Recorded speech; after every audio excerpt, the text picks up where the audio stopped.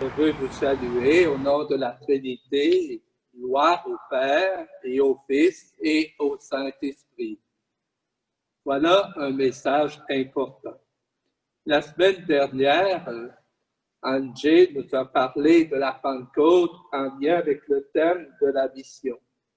Il a insisté pour nous dire que nous étions ensemble dans le Christ et ensemble pour le Christ. Il a insisté sur le mot ensemble et sur le mot unité. Il a été aussi jusqu'à dire qu'il y a une caractéristique importante que nous devons développer, c'est l'amour, mais en lien avec l'unité, avec la paix, la joie de l'Évangile. Aujourd'hui, c'est la fête de la Trinité, cette fête extraordinaire que nous célébrons. Il y a plusieurs événements dans la vie pour nous aider à découvrir le Seigneur. Et au début de la célébration, la famille chantait « Le Seigneur Jésus a changé notre vie ». Et c'est vrai aussi. Ce que nous célébrons aujourd'hui, c'est qu'il y a une étape importante qui a été franchie pour chacun de nous. Quand Dieu parle de l'alliance, il parle extraordinaire d'une manière où il est là, en colère, plein de bonté, d'amour. Et Moïse est impressionné. Et il lui dit, si vraiment je suis auprès de toi, viens marcher avec nous. Et c'est dans l'alliance, il y a des étapes à vivre. Dieu le Père a voulu se faire connaître. Dans l'Ancien Testament, il se présentait et Moïse se voilait le visage devant Dieu. Et le Seigneur a pris un autre chemin pour vraiment se faire connaître. Il a envoyé son Fils Jésus pour nous montrer son visage et se faire connaître. Et le Fils du Père, Jésus, a proclamé qu'il était un avec le Père et qu'il était celui qui est venu annoncer la miséricorde, l'amour. Il est venu pour que nous ayons la vie. Et c'est ce que nous proclamons en ce jour, parce que la vie donnée par Dieu. Une étape importante déjà de franchir avec Jésus qui vient nous révéler le Père. Mais l'autre étape importante, c'est la venue de l'Esprit Saint. Et nous, bien sûr, nous avons célébré la Pentecôte, mais la présence de l'Esprit au milieu de nous, il veut aujourd'hui nous faire découvrir encore quelque chose de grand, parce que Jésus disait, celui que je vous enverrai vous enseignera tout, il vous rappellera tout ce que je vous ai annoncé, tout ce que je vous ai dit. Et il le fait de différentes manières encore aujourd'hui, ce souffle de l'Esprit qui est agissant, qui nous révèle encore la présence de l'amour de Dieu. Et c'est la fidélité à l'alliance de Dieu qui s'exprime en cette fête de la Trinité, qui s'exprime parce que le Père, le Fils et l'Esprit Saint ne font qu'un, mais chacun avec sa mission particulière pour nous révéler la grande communion qui existe. C'est le mot communion entre les personnes qui est important à découvrir. L'unité dans leur présence et l'amour de Dieu qui vient nous redire aujourd'hui qu'ensemble dans le Christ et ensemble pour le Christ s'exprime de différentes manières. Bien sûr, nous avons tous notre expérience de Dieu, mais en même temps, moi, je commence toujours ma journée en évoquant la Trinité, le Père, le Fils et l'Esprit Saint. Et je termine ma journée dans le même sens en m'exprimant au Père, au Fils et à l'Esprit. Pour moi, ils sont inséparables. Pour moi, ils sont quelqu'un. C'est Dieu le Père m'impressionne, Dieu le Fils m'impressionne et Dieu l'Esprit Saint aussi m'impressionne. Et pour moi, c'est un héritage extraordinaire que de connaître les personnes de la Trinité, mais qui ne font qu'un. Un message important, et je pense que quand nous commençons notre célébration en disant que l'amour de Dieu le Père, la communion de l'Esprit Saint soit toujours avec vous, c'est se rappeler justement l'alliance de Dieu avec nous. Et bien sûr que célébrer cette fête, c'est retrouver dans notre foi tout le grand mystère de Dieu. Dieu créateur, Dieu qui a envoyé Jésus pour nous sauver et l'Esprit Saint qui vient nous guider sur le chemin. Rendons grâce à Dieu le Père pour ses merveilles. Rendons grâce à Dieu le Fils pour sa présence. Rendons grâce à l'Esprit Saint pour nous ouvrir ce chemin nouveau d'amour, de tendresse avec le Père. Et c'est pourquoi nous célébrons cette fête de la Trinité avec un cœur rempli d'espérance et de foi. Merci d'être là. Et maintenant, j'invite Monique Roy maintenant à prendre la parole pour son témoignage.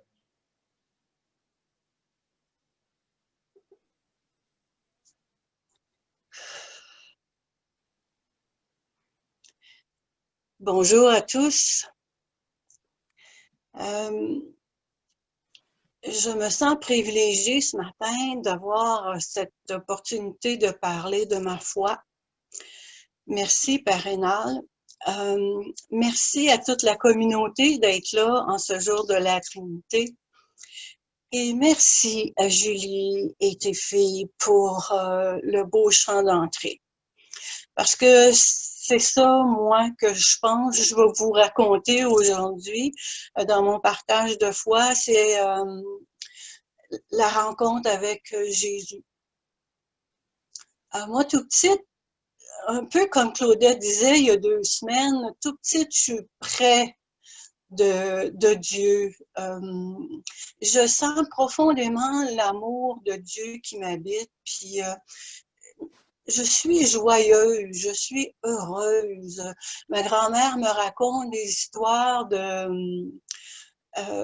le missel, parce qu'on n'a pas de Bible à ce moment-là. Moi, je viens d'avant Vatican II, alors ça fait un bout de temps. Et elle me racontait, elle prenait le missel, puis elle me racontait des histoires de saints. J'étais toujours impressionnée par la bonté de Dieu, comment il pouvait se manifester dans la vie des gens, même si ces gens-là étaient souffrants par leur méconnaissance de la force de Dieu, aussi souffrant dans des souffrances physiques que Dieu pouvait guérir. Et j'étais vraiment touchée par cette présence aussi que ma grand-mère incarnait. C'était une femme d'amour. J'ai des émotions quand je parle d'amour de Dieu. Alors, j'ai commencé l'école, aller à l'église, et j'ai senti intérieurement une peur s'installer. Je me sentais plus aussi bien en pensant que Dieu était amour. J'avais comme l'impression qu'il y avait vraiment une dichotomie entre ce que j'avais entendu de l'amour de Dieu et ce que je voyais de la part de personnes qui représentaient Dieu. J'ai connu des religieuses abusives, des prêtres abusifs aussi, puis je veux pas dire ça pour blâmer ou pour être victime. Ça fait partie de mon cheminement, puis ça fait partie de la femme que je suis aujourd'hui. Alors, ça m'a éloignée, effectivement, de Dieu. Et j'étais trop troublée. Le doute m'envahissait, la peur m'envahissait. Et j'ai cherché Dieu à l'extérieur de moi. Et je ne le trouvais pas. Et plus je le cherchais à l'extérieur de moi, et plus je m'enfonçais dans un abîme de noirceur. Et un jour, j'avais l'homme dans ma vie qui est allé en thérapie parce que c'est un toxicomane. Et puis, il m'a emmené faire des réunions de programme des 12 étapes. Et j'ai reconnecté avec Dieu. Au cours de ma vie, il y a eu des personnes qui m'ont toujours rappelé cet amour et cette tendresse et cette grandeur de Dieu. Je suis à un moment donné déménagée parce que c'était un rêve de petite fille de vivre sur le bord de la mer. Puis au Québec, inutile d'y penser, si l'hiver était trop froid sur le bord de la mer. Alors, j'ai eu une journée, un signe de Dieu. Moi, je le vois comme ça, parce que Dieu il me parle souvent par des signes physiques. Où les larmes me viennent aux yeux, où il y a une chaleur intérieure qui m'habite, sans que j'y pense, là, sans me provoquer ça. Puis un dimanche après-midi, je regardais la télévision et jamais je ne fais ça un dimanche après-midi, surtout par un beau soleil. Je ne sais pas pourquoi j'ai été, ben je le sais un peu là, pourquoi j'ai été poussée à regarder la télévision et j'ai vu un documentaire sur des Québécois à Victoria en Colombie-Britannique. Et ça a fait, mais c'est là que tu t'en vas. Puis moi, je me disais, non, mon Dieu, ça se peut pas que je m'en aille si loin. Mais c'est là que je suis allée. Les choses se sont placées, puis en fait, pour que tout arrive. Et je suis partie pour la Colombie-Britannique avec mon auto rempli de boîtes et en laissant beaucoup d'amis, ma famille, ma mère. Et quand je regarde le sens de cet événement-là, c'était vraiment le début de mon détachement avec des gens avec qui j'avais des dépendances sans m'en rendre compte. Je me fiais à eux. Et c'était le temps que je vive par moi-même détachée de ça. Et ça a été très difficile. Et on parle souvent des fois dans notre cheminement que Dieu nous emmène à des endroits où on vit une souffrance à laquelle on ne s'attendait pas. Et moi, c'est ça. Moi, je ne m'attendais pas à cette souffrance-là. Mais cette souffrance-là m'a rapproché davantage de Dieu, m'a permis un détachement des choses extérieures que jamais j'aurais cru capable de faire. Et tout ça parce que je savais que j'étais à la bonne place à faire les bonnes choses avec les bonnes personnes. Se manifestait constamment. Et j'ai eu une directrice spirituelle qui, tout le temps que j'ai été là, qui aidait beaucoup les personnes qui faisaient partie des programmes des 12 étapes. Il y avait non seulement AA, mais il y avait ELNA, il y avait Alanon, il y avait Gambler Anonyme, il y avait Outre-Mangeur Anonyme. Tous ces gens-là se rencontraient ensemble pour parler du cheminement de foi que les 12 étapes nous permettaient de faire. Et on avait des retraites de prière et méditation et j'étais constamment